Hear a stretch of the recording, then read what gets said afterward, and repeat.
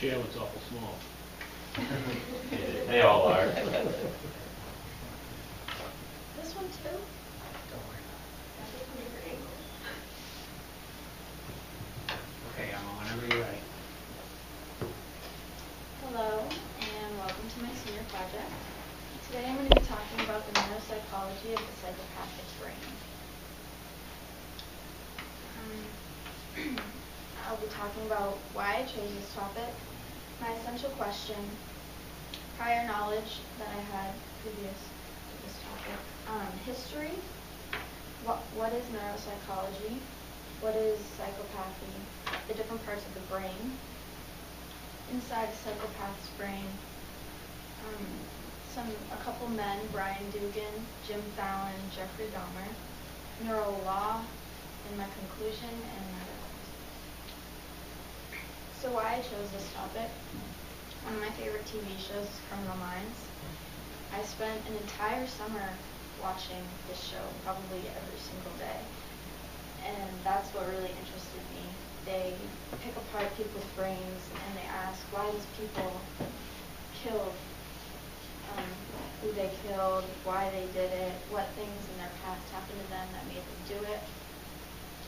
Also, forensic psychology is what I would like to major in when I go to college. It's a job I would like to have. My essential question is, what are the differences in the psychopathic brain, and why are they different? So prior knowledge.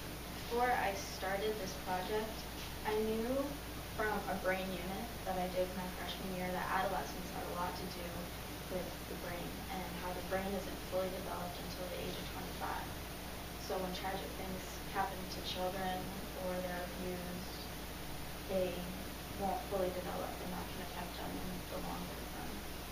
And also from the TV show I watched, Criminal Minds, even Grey's Anatomy, I learned some words like amygdala. I learned how to say that from TV shows like that. History. The first term psychopath was used in the 1800s. There's no specific date.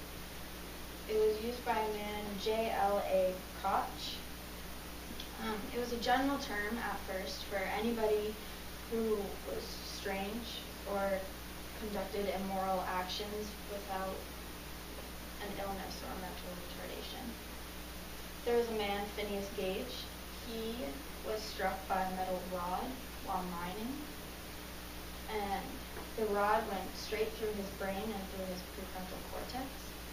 And when that happened, he experienced a huge personality change. He no longer had simple motor skills.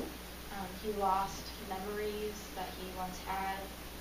Researchers then knew what this part of the brain did and why it was affected when something interacted with it. Early times, the brain was thought of as useless. It was normally discarded in burial rituals, even in ancient Egyptian times. But now in the 20th century, those who commit any crime on an immoral or socially undesirable way are considered a psychopath. What is neuropsychology? Neuropsychology is a science concerned with the integration and physiological observations on the brain and nervous system. The nervous system is made up of 100 billion neurons. They all communicate with each other and also different parts of the brain. Cognition is a mental action of acquiring knowledge, understanding thought, experience, and senses, and it's located in the prefrontal cortex. That's what its main job is. And then personality is also a big one, also located in the prefrontal cortex. That's what it deals with. What is psychopathy? Psychopathy is the willingness to intentionally commit moral transgressions against others without guilt or remorse. Psychopaths have a lack of empathy. They have no morals. they can't determine what's right and what's wrong. And if they can, normally it's what they think is right is considered wrong. Researcher Dahl says that those who are gifted in seeing others' emotions are usually incapable of feeling emotions themselves. So psychopaths tend to pick apart other people's brains and see how they're feeling and what they're feeling, but they can't feel it themselves. Parts of the brain that deal with psychopathy. The first one is the prefrontal cortex. It's up top.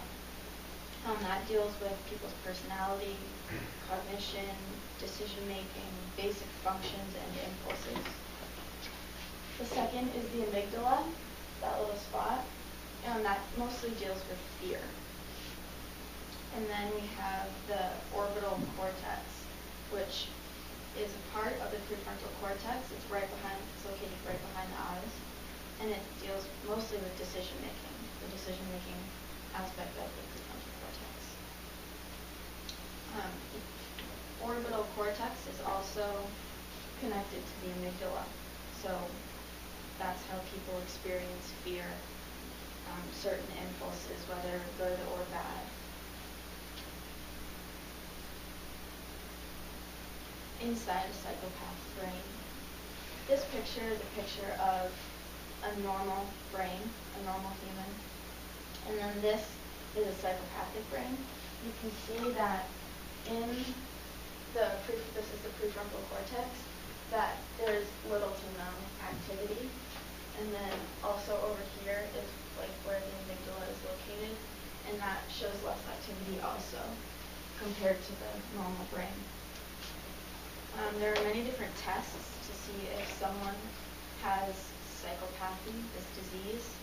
There's the hair psychology checklist, which researcher Peel came up with. He's a forensic psychologist at the University of New Mexico.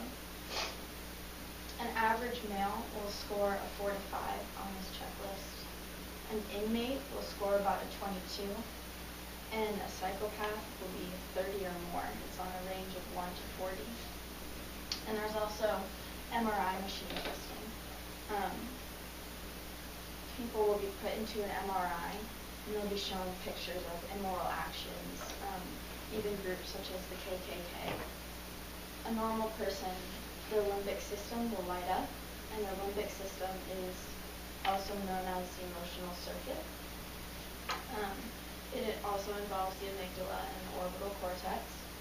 When psychopaths see pictures like the group, the KKK, the limbic system lights up in a different way than a normal person.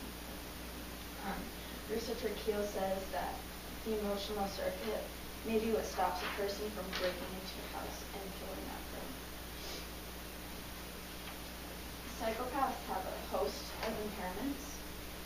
They can't form close relationships. They can't form bonds with people. They're considered manipulative many times. They also can commit atrocities without remorse or guilt. They'll feel nothing.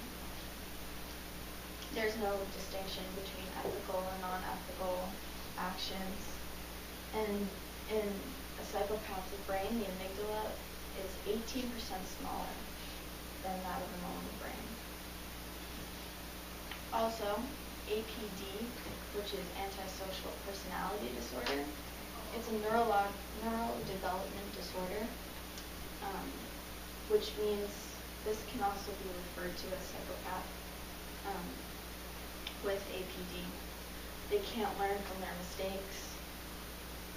Not knowing fear and empathy, they can't feel for other people, which makes them commit these crimes without feeling anything. Brian Dugan is a man who's serving 2 life sentences now for raping and murdering a 10-year-old girl, Jeannie. Researcher Keel, who was the main researcher on this case, says that Dugan knew right from wrong but was incapable of making the right choice. So people like these can know that they're doing the wrong thing, but they can't make the choice to not do it. Another psychologist on his case, Steve Erickson, makes connections to alcoholics and people with depression, saying that people with alcoholism and depression also have brain abnormalities like psychopaths. But the court, in these court cases like this, aren't interested in the brain and the brain abnormalities there, but whether or not the person committing the crime knew right from wrong. Then the prosecution, Jonathan Brody, says that even if the brain is abnormal, the brain does not dictate one's behavior. The jury deliberated for 10 hours talking about the science of this and the brain function and how this man had psychopathy. They ended up coming to a conclusion that Dugan should be executed. Although before Dugan could be executed, the governor of Illinois abolished capital punishment. So he was not executed, he's still serving his sentences in jail. Researcher Keel on the case says that neuroscience and neuroimaging is going to change the whole philosophy on how we decide to punish people who commit these crimes. Jim Fallon, he is a forensic psychologist. His mother came to him one day and told him that they had a long line of killers in their family and psychopaths in their family. So he was already a forensic psychologist. He knew what was happening in the brain, and now he finds out that his family has these tendencies too. This picture right here is a picture of his brain on the right and his son's brain on the left. So you can see that he has very little action compared to his son's in the limbic system and the prefrontal cortex. He says that the real problem is the orbital cortex, and this is what deals with most of the psychopathy. A non-normal brain like a psychopath will have little to nothing behind the orbital cortex, thus considered they are sociopaths, psychopaths, or people with APD. The imbalance of the orbital cortex and the amygdala can be caused by an injury during childhood or even violations against the child, violence. But then what takes over when the orbital cortex is left with little to nothing? Rage, violence, eating, drinking, and sex. There's a gene, the MAOA gene, which is also known as the warrior gene. It regulates serotonin in the brain. And with some versions of the gene, the brain doesn't respond to the serotonin in a common fashion. So people with this gene often get mad and they can't control themselves. The serotonin doesn't work on them. Fallon has both limited activity in his brain, as seen in this picture, and he has the warrior gene. He says that, in a sense, he is a born serial killer. Besides these factors, he says that there is a third ingredient in this, which would make him a psychopath, and that's his childhood. He was raised in a loving childhood. He was very happy as a child, and he says that could very well be the reason why he is not a psychopath today. Even with these genes and his limited brain activity, the fact that he had a loving childhood was good. Otherwise, he wouldn't be here today as a researcher. He would be a psychopath. Jeffrey Dahmer, he's a famous psychopath known for killing and eating parts of people he killed. He grew up in a loving household until the age of 6 when he had double hernia surgery. And then soon after that, his brother was born. And soon after that, when he was 14, his parents got a divorce, and they all packed up and they moved. His mother and father were very good parents. They didn't violate him, they didn't show violence, but when they got a divorce, it was really hard on him. So he started having these tendencies to kill people when he was 14 years old, and that's around at the same time that his parents got a divorce.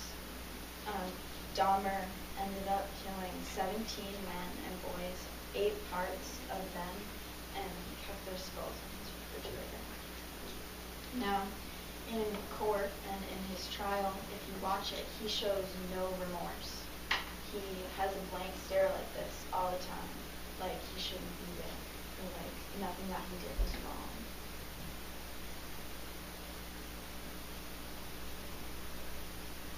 Neural law. This is one of the newest forms of law. This has a lot to do with courts involving psychopaths and people that have these abnormalities in their brain. Like in Dugan's case, he ended up being executed, but there are cases where people have gotten shortened life sentences because what they did is not their fault. They have a disorder. People that can't determine right from wrong aren't punished as severely. There was a man who walked into a hospital and he told the doctors that he had the urge to rape his landlady. When they did an MRI on his brain, they found an egg-sized tumor that was pushing on his prefrontal cortex. And they said that's why he was having these tendencies. That's what was changing his brain. So in the long run, he ended up having his court case decided that he had jail without parole and life sentences, but he was not punished with capital punishment. Neural law is essentially what will become important in cases like these, deciding whether or not a person deserves to be executed for what they've done, if it's not their fault, if they don't know right from wrong, and if their brain is what's doing it and not themselves.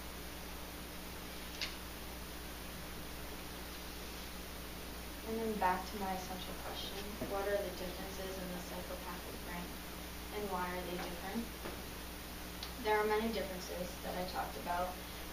There are different parts of the brain, like the amygdala, the orbital cortex, the prefrontal cortex, that deal with all these different factors of what makes a person a psychopath or not. Genetics and genes, as we saw with Jim Fallon. He had all the genetics and the makeup to be a psychopath. The fact that he had a loving and a caring family at home decided whether he would be a psychopath or not. And then also just growing up in an unhealthy environment. Kids need that healthy environment to grow and for their brain to grow. If their brain doesn't grow, then they have problems. When they're older, they have effects. All of these can affect the human brain and what determines a psychopath from a non-psychopath.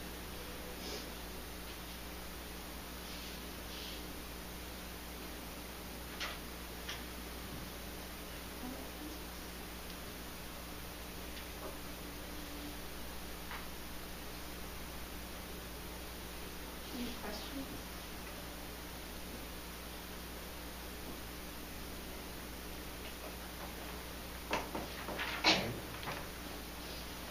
Here's a question, Emma. In terms of the concept of neural law, I haven't really heard that phrase before, but I'm familiar with the concept of there being a discussion about whether a certain person should be punished or not based upon their mental health. Did you find that there was, one, a lot of information on that associated with that phrase, and two, what is your stance on neural law? Should somebody be punished for what they did even if they're mentally ill? I didn't find a whole lot of information, only because it's a completely new subject. However, even though these atrocities committed by these people, they're obviously bad, unjust, but in a way, they are just because these people don't know what they're doing. They can't distinguish right from wrong. And whereas a normal person can distinguish right from wrong, if a normal person is Convenience crimes, then yes, they should be executed or put in jail for a long time. I believe that these people just don't know right from wrong. It's a disorder. So, when I looked at those images of the psychopathic brain versus the normal brain, it seems relatively easy to determine if one might be predisposed to be a psychopath. Yeah. Is that a fair assumption? Yes. So my question actually would then be, do you think there should be a screening process for all people, like as part of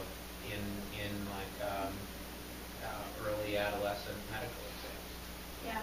One of the researchers I talked about, Keel, he went to a youth jail, like a juvenile detention center, and he has screened the brains of over 1,100 kids to see whether these kids in these jails have psychopathy and what's going on in their brain. Yeah. So I believe we're working towards that, but it's a completely new topic, so it's still developing. Follow up to that then, one thing I heard was that maybe an interest in majoring something in forensic psychology. Did you read anything, and this is well outside the scope of your essential question, so whatever you can do on this. Have you read anything about how jobs might change in the next 10 or 20 years? And like, will there be new jobs just based on, new scientific learning? I haven't read anything about it, but I can make the assumption just by doing this project that even the neuro law and how it's completely new, I feel like there will be even more fields in this topic. So as you start to transition out of Noble and into some sort of college major, what's the most specific thing you could tell us about your interest? Like, where do you see yourself headed? I see myself headed for the city because that's where most crime happens. So when I go to college, I'll get my degree, forensic psychology. Forensic psychology is more in the court system as well. Yeah. So I feel like New York City. So you see big yourself cities. in some sort of occupation that relates to the courts and studying, Yes. and maybe presenting information in court.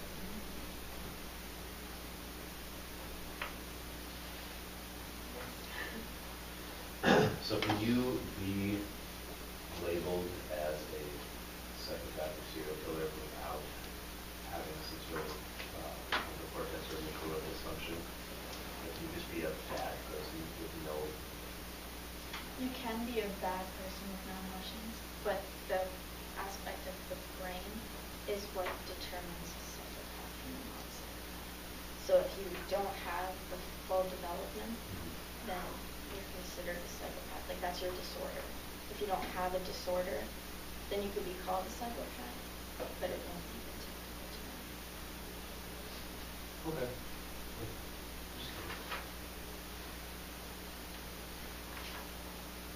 Any other questions from the panel? Okay, at this time, we will excuse the audience to the pod.